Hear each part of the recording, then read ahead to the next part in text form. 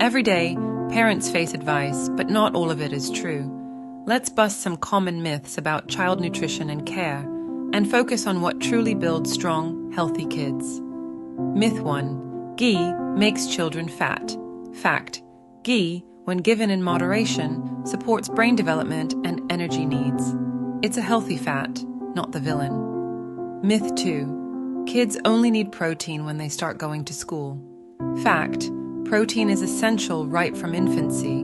It helps build muscles, tissues, enzymes, and immunity from the start. Myth 3. Carbohydrates are bad for children.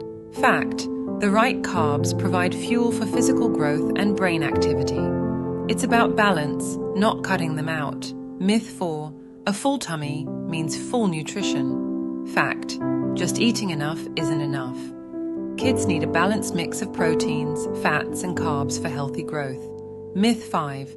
Fats should be avoided in children's diets. Fact: healthy fats are critical for brain development, hormone production, and energy. Skipping them can slow development.